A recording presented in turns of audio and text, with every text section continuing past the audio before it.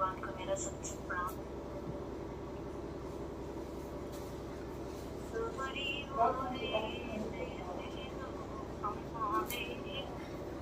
Connected. नयने दो हमरे तोहरी ओरे नयने दो हमरे हम चितवत तुम चितवत नाही हम चितवत तुम चितवत नाही हाय मोहन चित चोरे नयने दो हमरे तोहरी ओरे नयने दो हमारे तोहरी ओरे नयने दो हमारे हमरे तो तुम एक हो मोहन हमरे तो तुम एक हो मोहन तोहरे लाख करोड़े नयने दो हमरे तोहरी ओरे नयने दो हमरे मीरा के प्रभु हरि अविनाशी मीरा के प्रभु गिरधर नागर चरण में प्रीत घनेरे नयने दो हमरे तोहरी ओरे नयने दो हमरे तोहरी ओरे नयने दो हमरे ऐ मोहन चित चोरे नयने दो हमरे तोहरी ओरे नयने दो हमरे। गुरुदेव भगवान की जय, माता जी की जय, प्रभु की जय। माटी माँ मिली जई है सुंदर तने माटी माँ मिली जई है सुंदर तने माटी माँ यही दिया के मली मली धोयो तेल फूले लगाए सुंदर तने माटी माँ मिली जई है सुंदर तने माटी माँ भाई बंधु कुटुंब कबीला भाई बंधु कुटुंब कबीला कोई काम नहीं है सुंदर तने माटी माँ मिली जई है सुंदर तने माटी माँ धन दौलत अरु माल खजाना धन दौलत अरु माल खजाना एक काम नहीं सुंदर तने माटी माँ कोई काम नहीं है सुंदर तने माटी माँ मिली जई है सुंदर तने माटी माँ। भगवान की जय, माता जी की जय।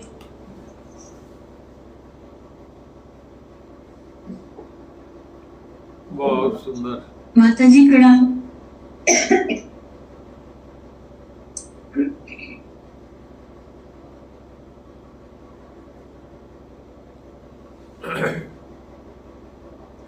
गुरुर्ब्रह्मा गुरुर्विष्णु गुरुर्देवो महेश्वर गुरुः साक्षात् परब्रह्म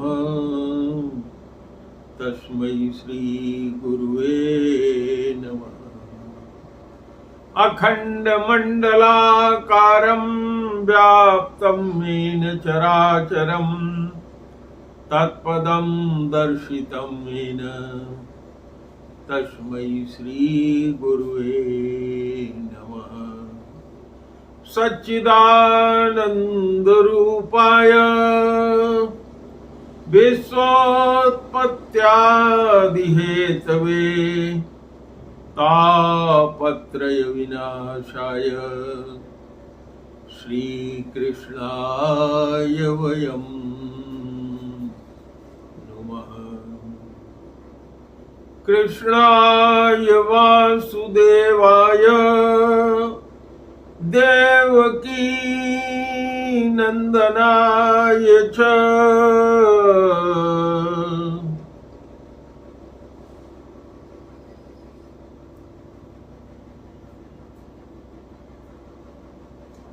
नंदगोपकुमाराय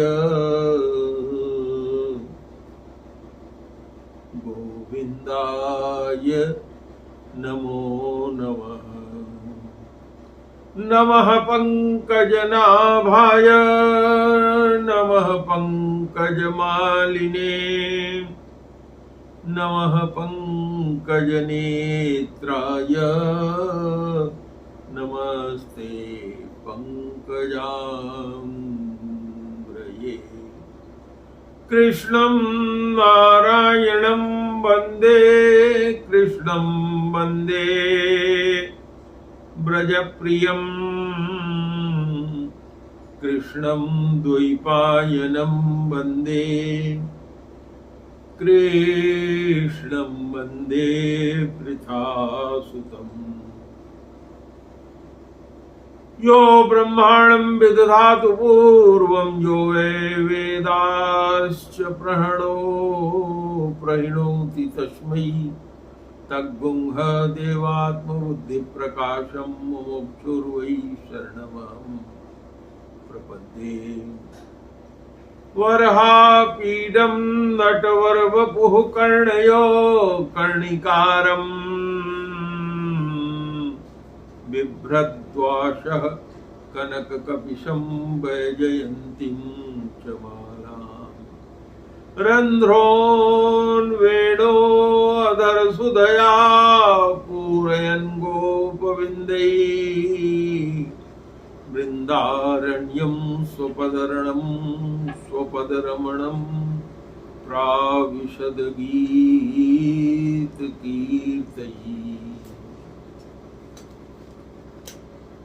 सत्यं सत्यव्रतं सत्यपरं त्रिसत्यं सत्यस्य योनि निहितं च सत्ये सत्यस्य सत्यमृतसत्यनेत्रं सत्यात्मकं त्वां शरणं प्रपन्ना। एक बार प्रेम से बोलो गुरुदेव भगवान की जय।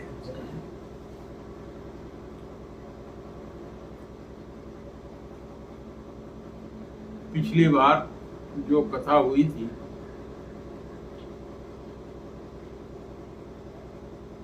उसमें हम लोगों ने चर्चा किया था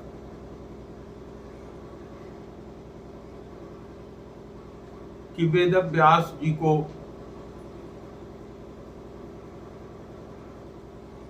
अपने मन में असंतोष उत्पन्न हुआ। नारद महर्षि ने जाकर के उनको बताया कि हे वेदव्यास जी, आपने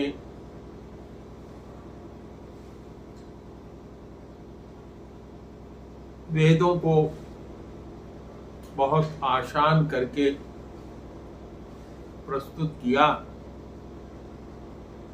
लेकिन फिर भी आपकी रचना में भगवान की लीला कथा, भगवान के गुणों का वर्णन आप नहीं कर पाए हैं, इसलिए आपके मन को खेद हो रहा है।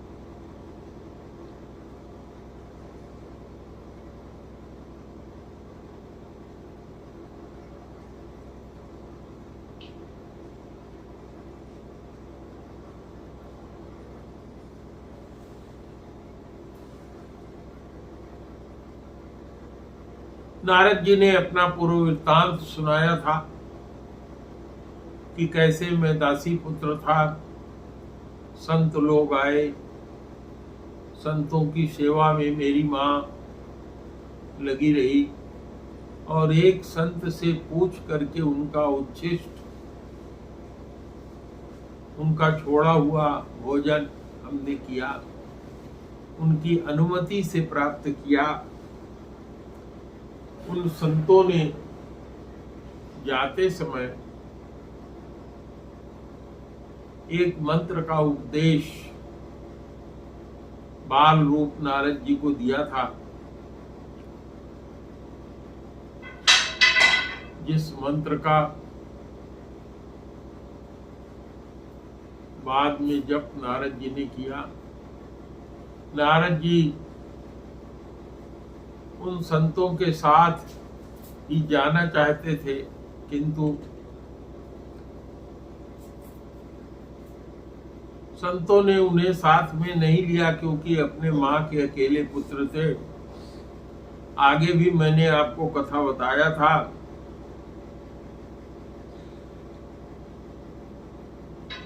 कि महाभारत का युद्ध खत्म हो गया था और किस तरह से दुर्योधन ने अश्वत्थामा को भेजा। अश्वत्थामा ने पांडवों के 5 पुत्रों का वध करके ले जा करके दिखाया। अश्वत्थामा को पकड़कर अर्जुन अपने शिविर में ले आए और द्रौपदी के कहने पर, क्योंकि द्रौपदी भी एक माँ थी, दूसरे अश्वत्थामा ब्राह्मण था, द्रौपदी ने कहा कि अपने पुत्रों के मरने से कितना दुख हम लोगों को उत्पन्न हुआ है और गुरु पत्नी तो इसी के सहारे जिंदा है, तो इसका वध न करो। और आप लोगों ने जाना कि उसको भी छोड़ दिया गया और उसने अपने ब्रह्मास्त्र के प्रहार से इन भाइयों को जलाना चाहा, भगवान ने रक्षा किया।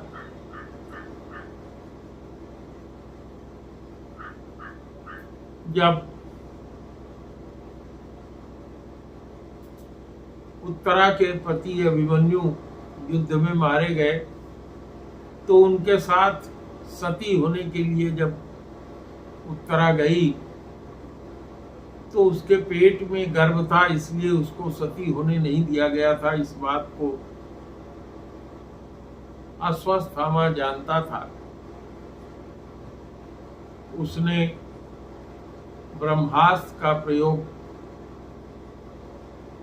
उत्तरा के गर्भस्थ शिशु पर किया। वह शिशु तो मर ही चुका था। उत्तरा ने भगवान की प्रार्थना किया,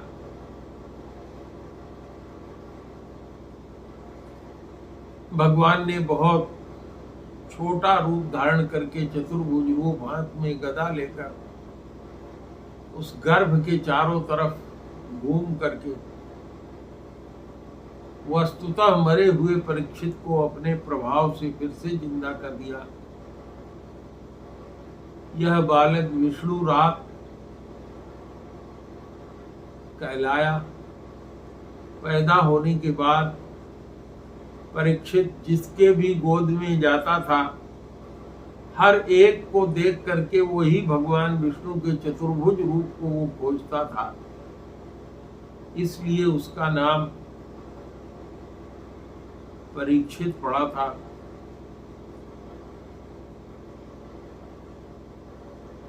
मैंने आप लोगों से चर्चा किया था कि भगवान जब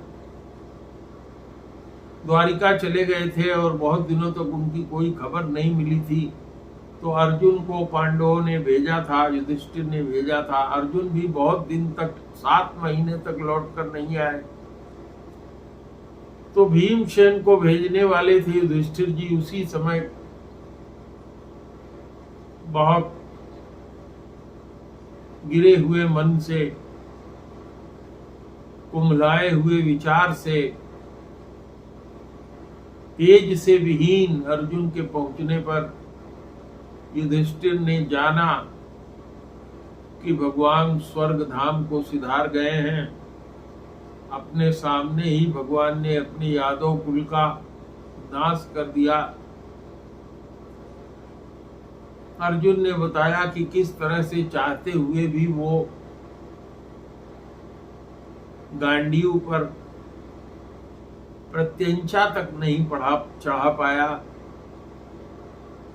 और रानियों की रक्षा नहीं कर पाया। बहुत कच्ची उम्र में ही, कम उम्र में ही परीक्षित को राज्य का अधिकार देकर गद्दी पर बैठाकर पांडव लोग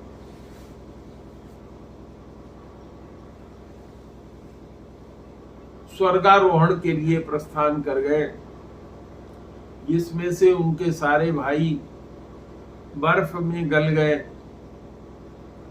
केवल अकेले युधिष्ठिर ही स्वर्ग तक पहुंच पाए।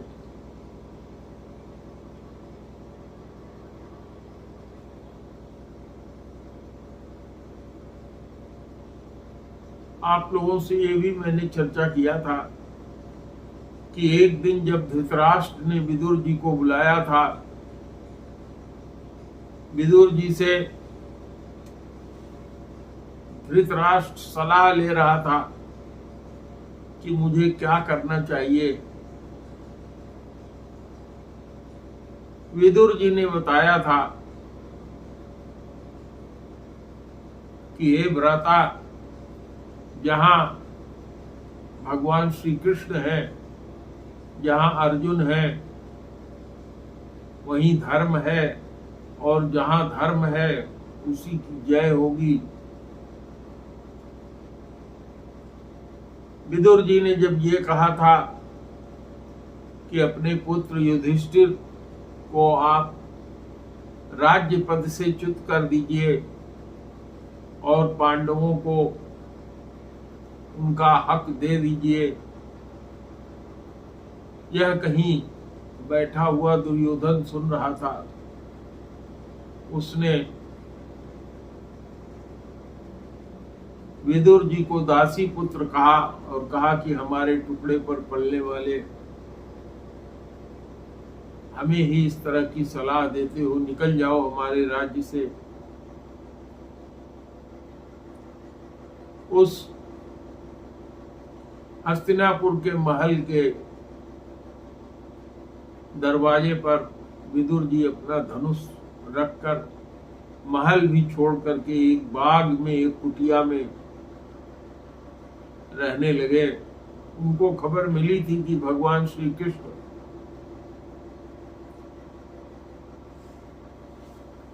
दूत बनकर आने वाले हैं।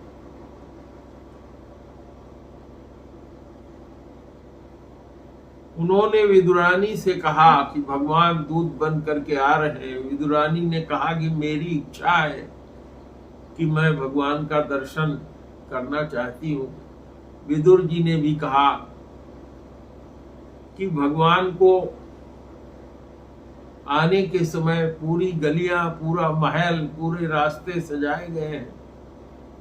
मैंने भी महल छोड़ दिया है, लेकिन मैं भगवान क्या निर्णय लेते हैं इसके लिए दरबार जाना चाहता हूं। भगवान का रथ जब आया तो विदुर जी और उनकी पत्नी भीड़ में कहीं जगह नहीं पाए, ऊंचे टीले पर चढ़ गए थे। वहां से विदुरानी ने कहा कि देखो ये भगवान जा रहे हैं। विदुर जी से विदुरानी ने कहा कि देखो भगवान हाथ हिला के हमारा अभिवादन स्वीकार कर रहे हैं। विदुर ने कहा कि तू पागल हो गई है। विदुरानी को सुनाई पड़ा कि भगवान कह रहे हैं कि मैं तुम्हारे ही घर आकर के भोजन करूंगा, क्योंकि भगवान तो दीन वत्सल है, अपने भक्तों के भक्त हैं। कृष्ण जी दरबार में जाते हैं। दुर्योधन से कहते हैं। रामधारी सिंह दिनकर ने अपनी कविता में बहुत ही सुंदर इसका वर्णन किया है।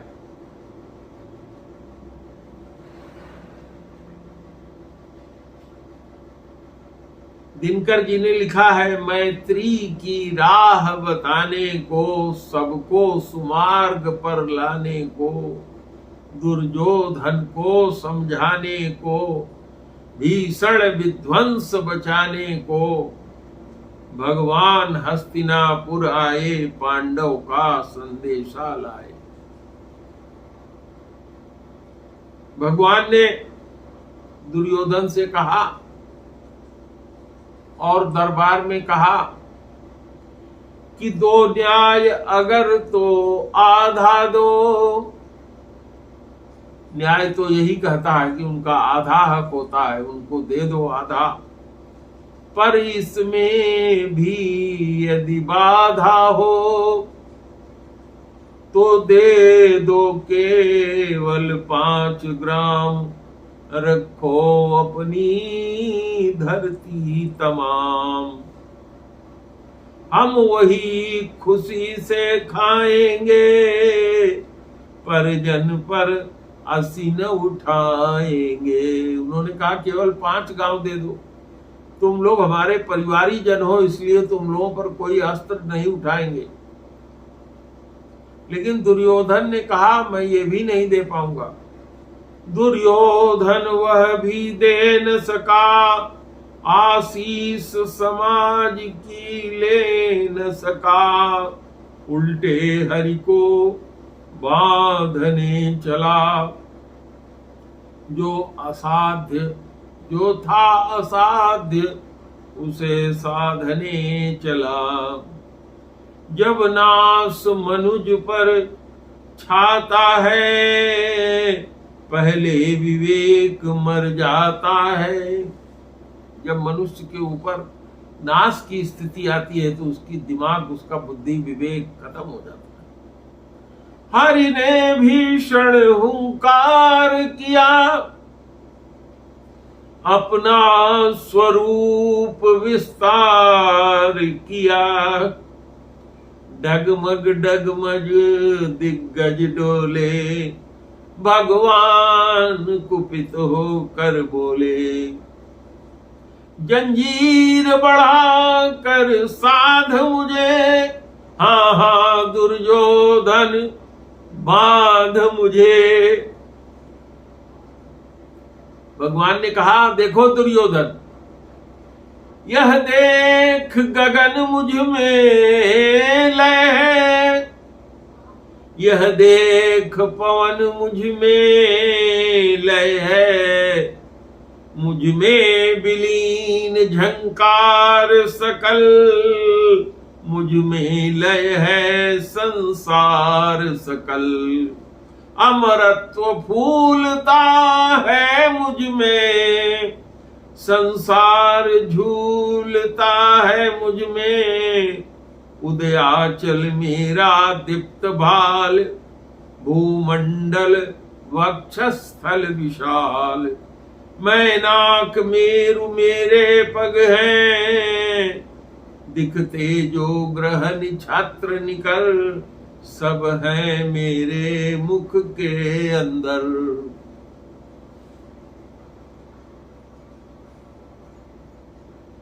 भगवान ने वही दुर्योधन से कहा, दुर्योधन तुम्हारा कोई आतिथ्य हमें स्वीकार नहीं है। दुर्योधन को जब धृतराष्ट्र ने कहा तो दुर्योधन भगवान के पैरों पर आकर के गिर पड़ा। भगवान ने कहा तुम्हारा आतिथ्य स्वीकार नहीं है, मैं तो विदुर जी के घर जाकर के ही भोजन ग्रहण करूंगा। भगवान उसके दरबार से निकल करके सीधे विदुर के कुटिया में पहुंच गए। विदुरानी जी के पास कुछ था नहीं, महल छोड़ के आ गई थी। भगवान ने जाते ही कहा काकी भूख लगी है।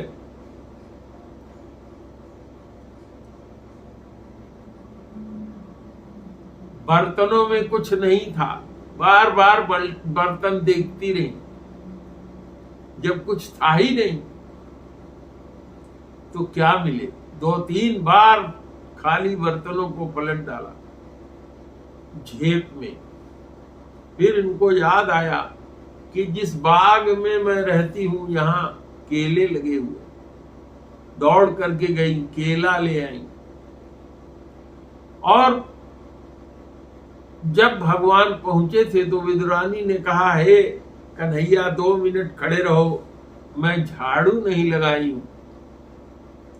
विदुरानी ने झाड़ू उठाया, जल्दी जल्दी कमरा साफ किया, एक तरफ कूड़े का ढेर कर दिया और दूसरी तरफ एक पीढ़ा उठा के लाई कृष्ण को बैठाने के लिए।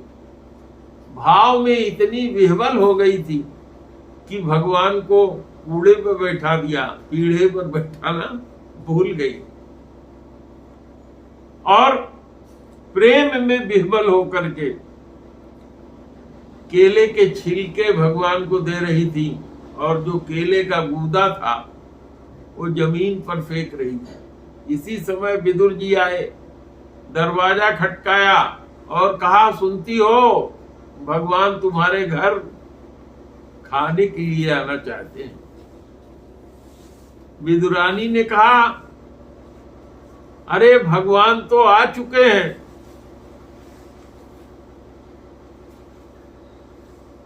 विदुर ने अपने साथ बहुत सा सामान लाया था खिलाने के लिए भगवान को। जब भीतर जाते हैं देखते क्या है कि विदुरानी ने फिर से केला छिला, केले को तो फिर जमीन में डाल दिया और छिलका भगवान को थमा दिया। विदुर जी ने रोक दिया। विदुर जी ने कहा, प्रभु आपके लिए मैं ये मेवे और मिठाई ले आया हूं। भगवान ने कहा, हे विदुर जी, आपने जो ये मेवा मिठाई मुझे खिलाई उसमें मुझे उतना आनंद नहीं आया जितना काकी के छिलके में आया। भगवान के सोने की भी थोड़ी सी वहां कथा आती है। भगवान ने कहा, अब देर हो गई है, आज तुम्हारे घर पर ही विश्राम करूंगा। विदुरानी जी ने एक चटाई डाल दी। भगवान उस चटाई पर इधर उधर करवट बदलने लगे। विदुर जी आए, कहा, महाराज नींद नहीं आ रही है। तो भगवान ने कहा, मेरी मैया जसोदा मुझे मेरे सर के नीचे तकिया लगा देती थी। विदुर जी खुद वहीं बैठ गए और उनकी गोदी, अपनी गोदी में उनका सर उठा लिया। कहा, मेरे पास कोई तकिया है नहीं प्रभु, यही तकिया है। फिर भी भगवान को नींद नहीं आ रही थी। भगवान से पूछा, प्रभु अब क्यों नींद नहीं आ रही? भगवान ने कहा, मेरी माता मुझे पैर पे भी तकिया लगाती थी। विदुरानी जी भी आ गई, उन्होंने उनके पैरों को उठा करके अपनी गोद में रखे। रात्रि विश्राम करने के बाद भगवान वहां से लौट कर गए और विदुर जी तीर्थ यात्रा के लिए निकल गए। भिन्न भिन्न जगहों पे तीर्थ यात्रा करने लगे। और इधर जब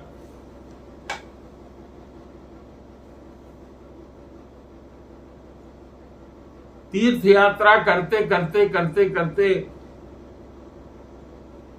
जब वो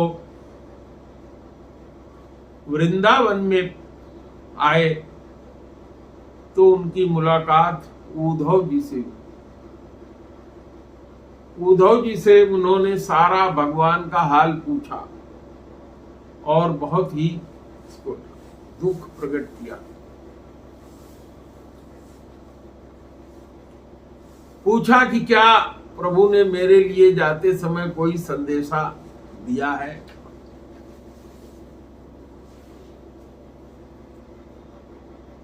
उद्धव जी ने कहा, हाँ, भगवान ने आपके लिए संदेशा मैत्रेय जी को दिया है, आप मैत्रेय जी से मिलकर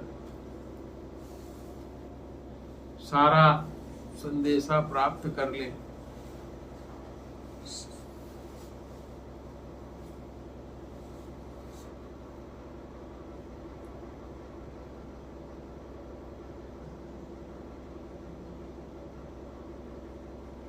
मैत्रेय जी से मिलने के बाद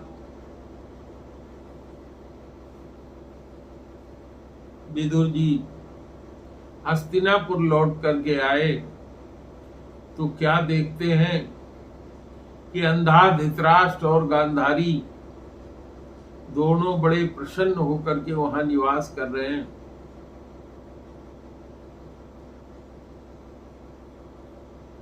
धृतराष्ट्र को उन्होंने बहुत धिक्कारा और कहा कि हे भाई, जितने बार भी तुम्हारे लड़कों ने पांडवों को मारने का षड्यंत्र किया, सब में तुम्हारी सहमति थी। जैसे कि दरवाजे पर पाले हुए कुत्ते को कौरा दिया जाता है, उसी तरह से तुम भीम के टुकड़ों पर पल रहे हो। तुम्हारे जीवन को धिक्कार है। बहुत धक्का लगा।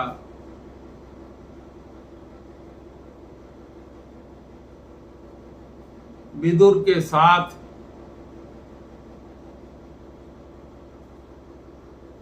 धृतराष्ट्र जंगल के लिए रात में निकलने लगे। गांधारी ने कहा, तुम्हारे आंख न होने के कारण मैंने जीवन भर पट्टी बांध कर रखी थी, अब बुढ़ापे में तुम अकेले ही जा रहे हो, मुझे भी लेते चलो। गांधारी ने भी हाथ पकड़ लिया, साथ साथ चली गई।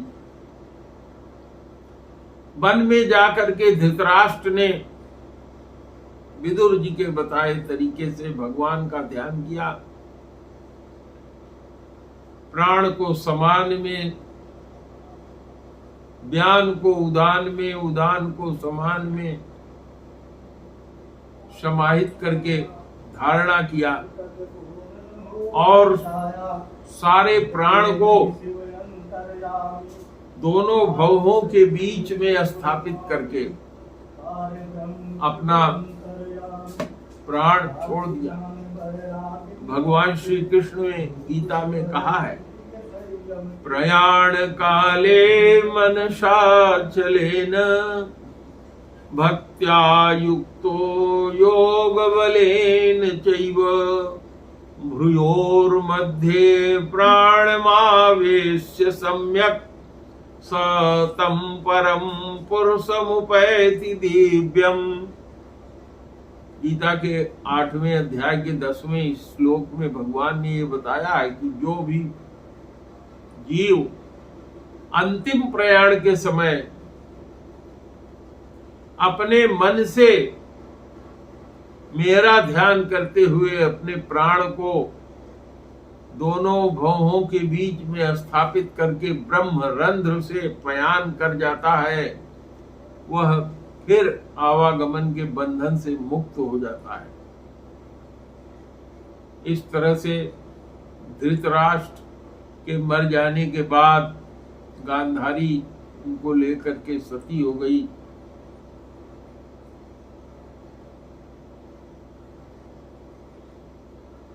आप लोगों से चर्चा में मैंने पिछले बार कहा ही था कि जब धृतराष्ट्र चले गए, नारद जी आए तो नारद जी से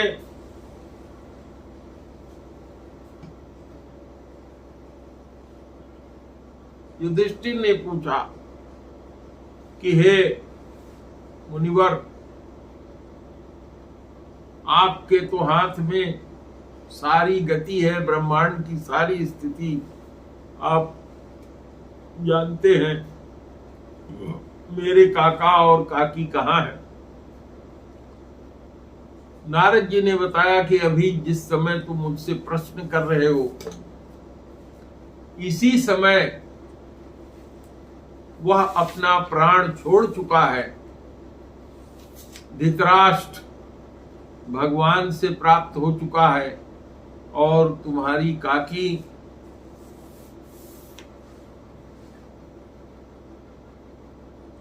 उसको लेकर सती होने जा रही है।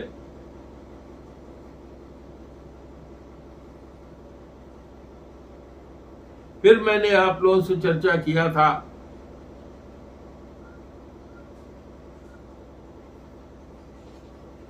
कि भीष्म के पास लेकर के गए। भीष्म जी ने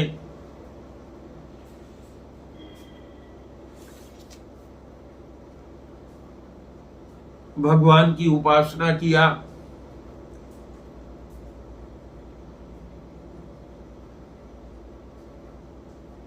भीष्म जी ने कहा था कि हे प्रभु, जब तक मैं अपना शरीर त्याग नहीं देता, सूर्य देव उत्तरायण में हो गए हैं, तो जब मैंने बाणों से आपके पूरे शरीर को छत विछत कर दिया था, क्रोधित होकर के आप रथ के पहिए को लेकर के मुझे मारने के लिए दौड़े थे।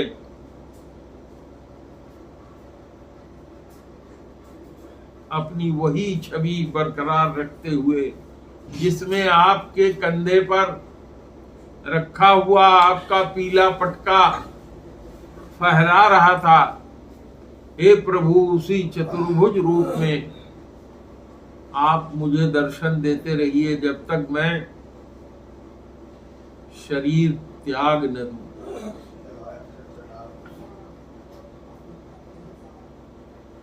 परीक्षित जब राजा बने तो बहुत ही धर्म के साथ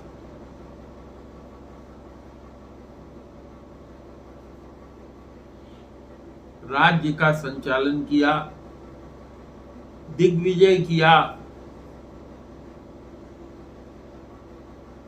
और मैंने आप लोगों से चर्चा किया था कि युधिष्ठिर ने उत्तरा के भाई उत्तर की बिटिया इरावती से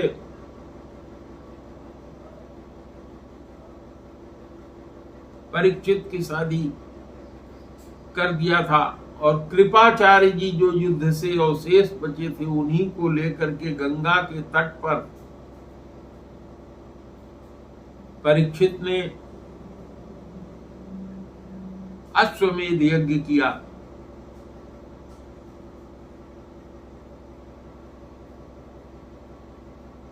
एक बार की बात है, दिग्विजय कर लेने के बाद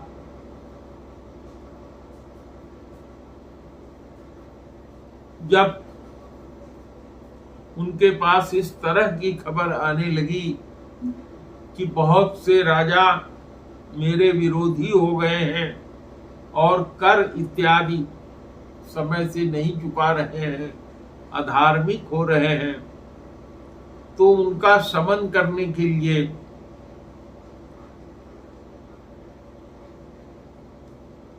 परीक्षित जी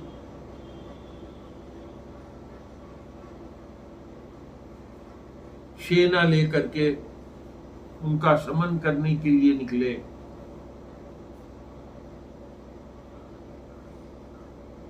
सूत जी कहते हैं, निज ग्राहौ जशावीरः कलिं दिग्विजये क्वचित् नृपलिंग धरम शूद्र घ्नतम गोमिथुनम पदा।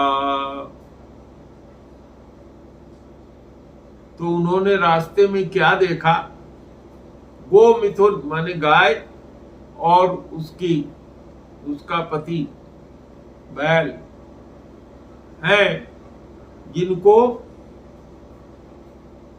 एक शूद्र वेशधारी राजा, जो देखने से तो शूद्र लगता है, राजाओं सा उसने मुकुट पहन रखा है और अनावश्यक बैल को मारे जा रहा है। परीक्षित ने कहा, मेरे राज्य में इस तरह से व्यवहार करने वाला तू कौन है?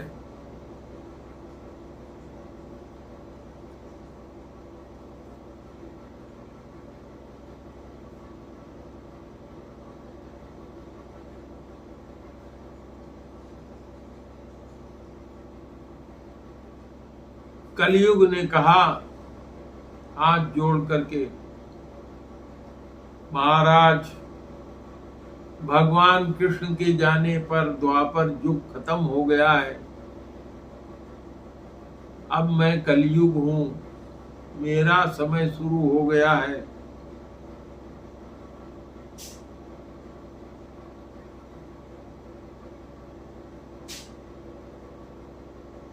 गाय के साथ उपस्थित बैल ने जिस तरह से उत्तर दिया, उसको सुन करके परीक्षित ने समझ लिया कि यह साक्षात धर्म ही है। गाय के साथ जो धर्म रूपी बैल थे, जब जब धरा पर संकट आता है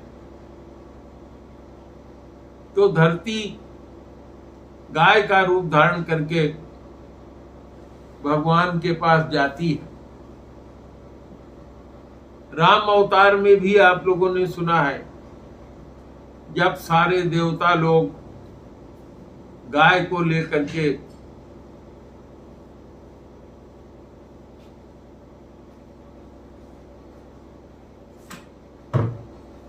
भगवान की स्तुति के लिए गए। जय जय सुरनायक जन सुखदायक प्रणत पाल भगवंता, गो द्विज हितकारी जय असुरारी सिंधु सुता प्रिय कंता। यहां पर धर्म रूपी बैल ने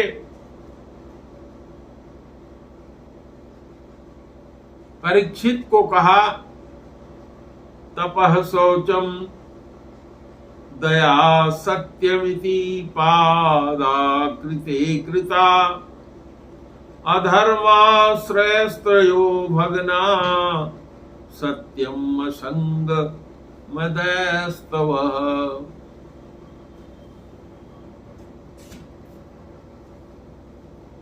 धर्म रूपी बैल ने कहा कि हे राजन,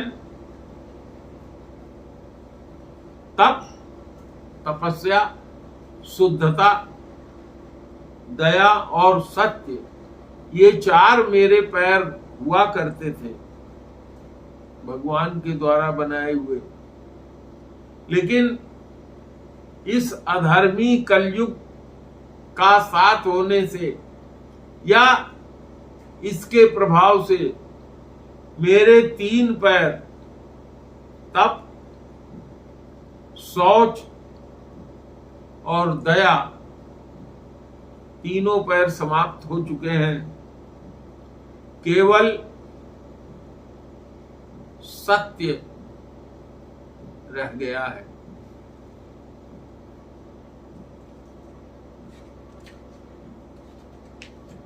इतना सुनकर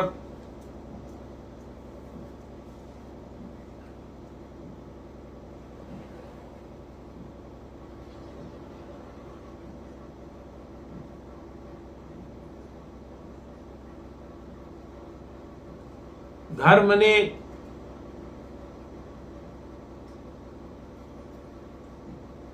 कहा, इदानी धर्म पादस्ते सत्य निवर्तते यतः तम जिग्रत असत्य धर्मो वयम अमृते नैदितः कलिः। इस कलयुग में केवल अब सत्य ही बच गया है। इतना सुन करके कली को मारने के लिए जब अपनी तलवार निकाला तो कलयुग ने भय से विह्वल होकर मुकुट उतार कर परीक्षित जी के चरणों में रख दिया साक्षात दंडवत होकर के उसने कहा कि महाराज मेरी रक्षा कीजिए, मैं कहाँ चला जाऊं? उदयाचल से लेकर के अस्ताचल तक आपका राज है, समस्त जगहों के राजा आप ही हैं। आप कह रहे हैं कि मेरे राज्य से चले जाओ, तो महाराज मैं कहाँ चला जाऊंगा? भगवान ने यह नियम बनाया है कि सत्ययुग, द्वापर, त्रेता और कलयुग 4 युग होंगे। हे महाराज, 3 युग अपना अपना समय भोग करके जा चुके हैं, अब मेरा भोग करने का समय आया हुआ है।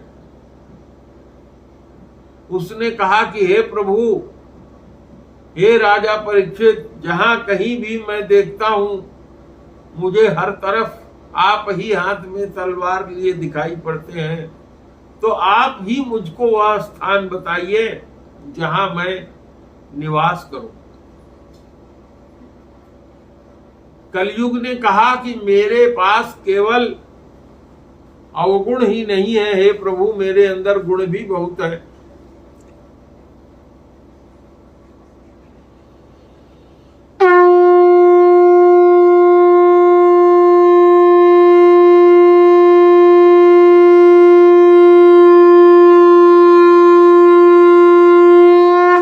सत्यदेव भगवान की जय। इसीलिए देखिए कलयुग में कहते हैं सत्यदेव भगवान की जय, क्योंकि इस समय कलयुग में केवल सत्यदेव ही भगवान ही है। इसीलिए कहते हैं जहां कहीं भी पूजा होती है सत्यदेव की पूजा होती है, सत्यनारायण की पूजा होती है। कलयुग चल रहा है फिर भी कहीं झूठ नारायण की पूजा नहीं होती। व्यवहार में सब लोग झूठ नारायण का ही प्रयोग करते हैं, लेकिन सब जगह सत्य की ही बात की जाती है। हर जीव चाहता है, चाहे चोर हो वो भी अपनी चोरी का माल बांटते समय ईमानदारी सत्य ही चाहता है। हर बाप चाहता है कि मेरा बेटा सच्चाई के ही रास्ते पर चले। हर पत्नी चाहती है कि मेरा पति मेरे साथ सच्चाई का ही व्यवहार करे। हर पति चाहता है कि उसकी पत्नी मेरे साथ सच्चाई का ही व्यवहार करे। कलयुग चल रहा है फिर भी हर जीव सत्य ही सत्य चाहता है। अधर्म का बोलबाला चारों तरफ है। कलयुग ने कहा कि हे प्रभु, मेरे अंदर केवल बुराई ही नहीं है, मेरे अंदर अच्छाइयां भी है। कलयुग ने कहा नानुदेष्टि कली सम्राट सारंग भुक इव सारंग इव सारभुक कुशलान्यासु सिद्ध्यन्ति ते नराणि कृतानि यत्। गोस्वामी तुलसीदास जी ने बहुत सुंदर लिखा है। काक भसुंडी जी ने चर्चा करते हुए गरुड़ से कहा, कलिकर एक पुनीत प्रतापा हो ही पुण्य मानस नहीं पापा। कहा कि कलयुग का एक बहुत विशेष गुण है। कहा क्या गुण है?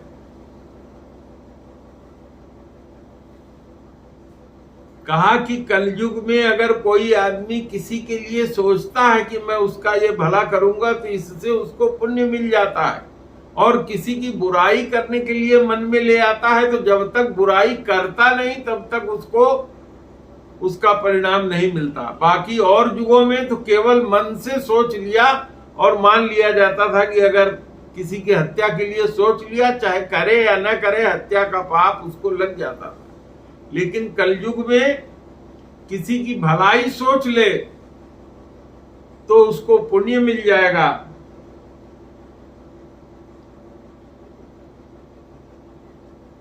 मानस पुण्य हो ही नहीं पापा। और कहा कि कलि केवल मल मूल मलिना, पाप पयो निधि जल मन मीना। कल युग जोग यज्ञ नहीं दाना,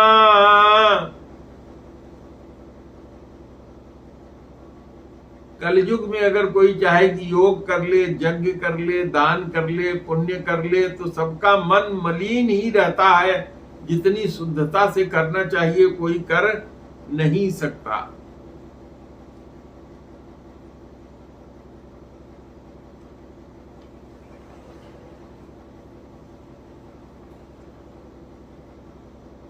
परीक्षित जी से जब इस तरह से निवेदन किया कलयुग ने, और परीक्षित जी ने देखा कि हाँ ये शाश्वत नियम है, तो उन्होंने कलयुग को प्रार्थना स्वीकार करके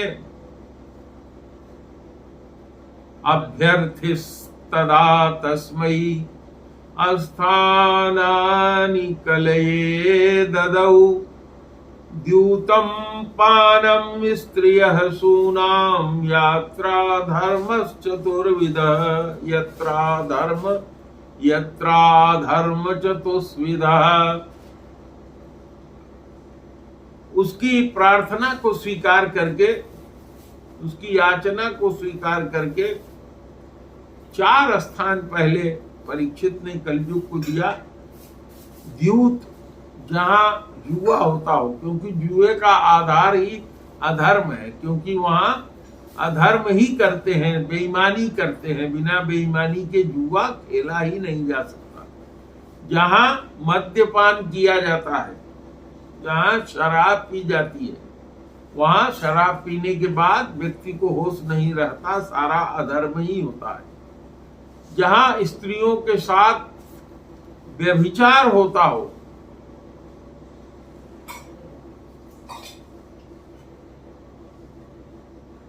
और जहां अधर्म से धन संचित किया जाता हो,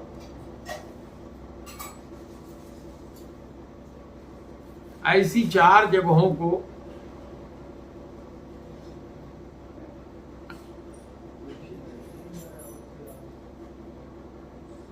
दिया।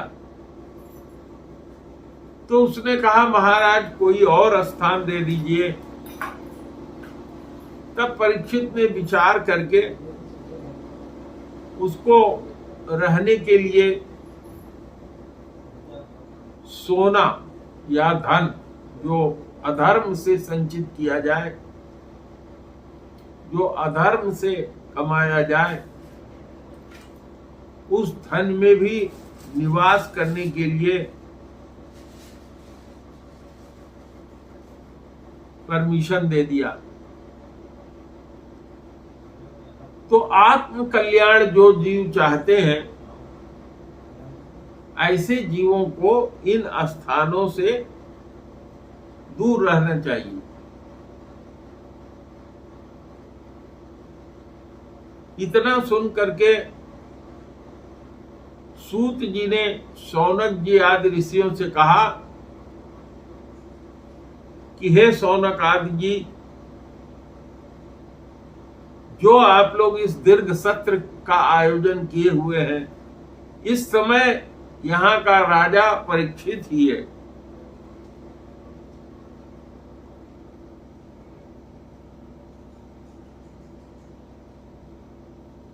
ये विशेष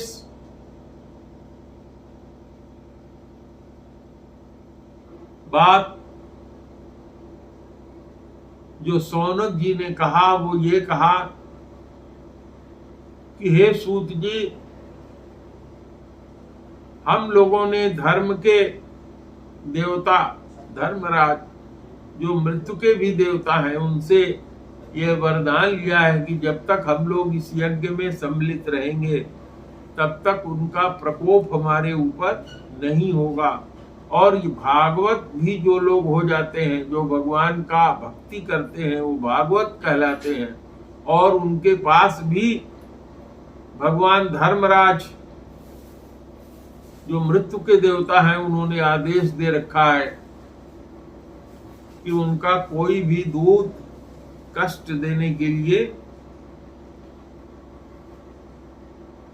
नहीं जाएगा।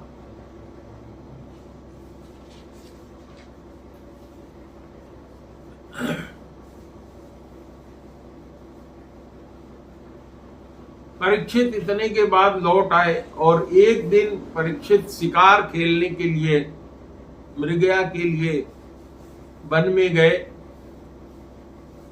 अकेले ही वन में जा करके उन्होंने बहुत से पशुओं का मृगया किया। वो राह भटक गए, भूख प्यास से व्याकुल हो गए और उस दिन उन्होंने जो मुकुट पहना था वह मुकुट जरासंध का था। जरासंध बहुत ही अन्यायी आतताई राजा था, जिसका वध भीमसेन जी के हाथों हुआ था।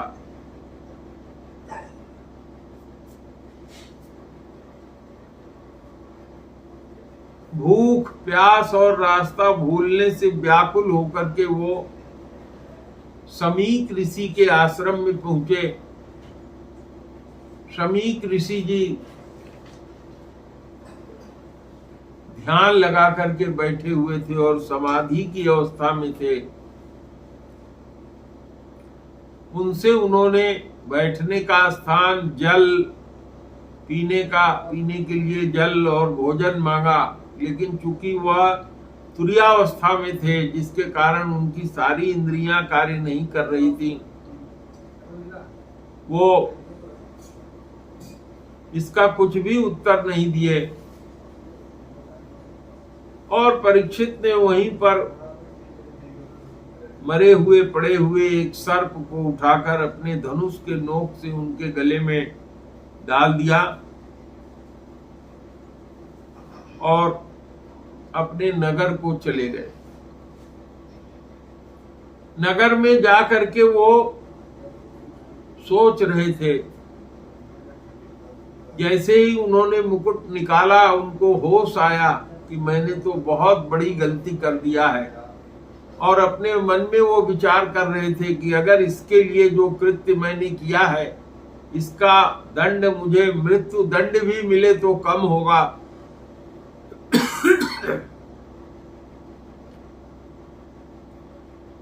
विचार ही कर रहे थे।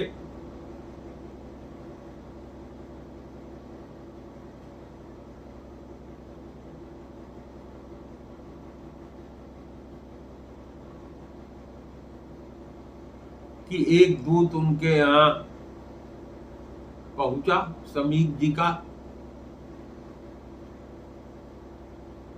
और इधर जब वो गले में सांप लपेट कर चले गए तो उनका बेटा श्रृंगी ने, जब बच्चों के साथ खेल रहा था, छोटा बालक था 8 वर्ष का, उसने सुना कि मेरे पिता के गले में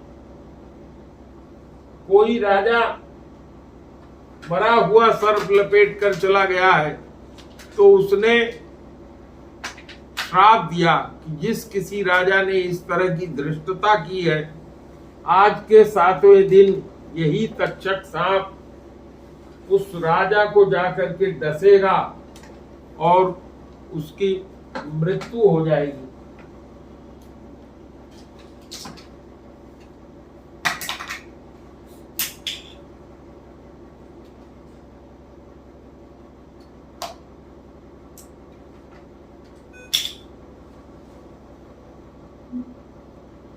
परीक्षित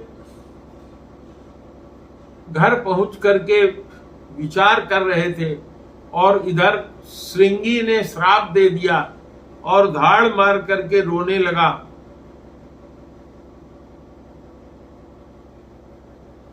उसके पिता समीक का ध्यान टूटा तो उन्होंने पूछा, क्यों रो रहे हो बेटा?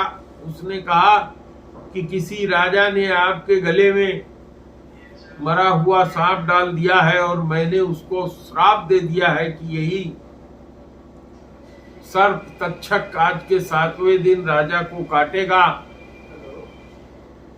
शमीक जी ने कहा, बेटा तुम्हारी बुद्धि कच्ची है। राजा बहुत ही धर्मात्मा और न्यायी है। किसी कारण से अगर इस तरह की भी स्थिति हो गई तो वो कदाचित दंड दिए जाने योग्य नहीं है।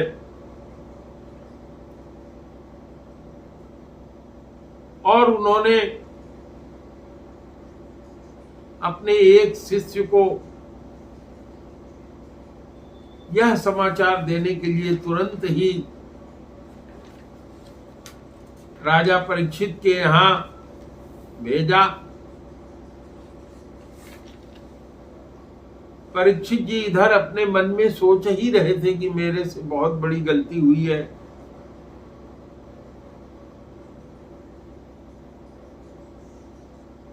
कि भेजा हुआ ब्राह्मण का लड़का जो विद्यार्थी था उसने जाकर के बताया कि महाराज आज के 7वें दिन आपको तक्षक काट लेगा, आपकी मृत्यु हो जाएगी। यह सुन करके उनके मन को बड़ा संतोष मिला। अब आज का समय समाप्त हो गया है तो हम लोग भगवान का नाम लेकर के इस कथा को समाप्त करेंगे। अगली बार फिर हम लोग करेंगे। श्री राम जय राम, जय जय राम, जय सिया राम, जय जय सिया राम। जप ले राम का नाम, अंत समय में आएगा काम। जग की दौलत है बेकाम, अंत समय में न आएगी काम। एक बार प्रेम से बोलिए गुरुदेव भगवान की जय।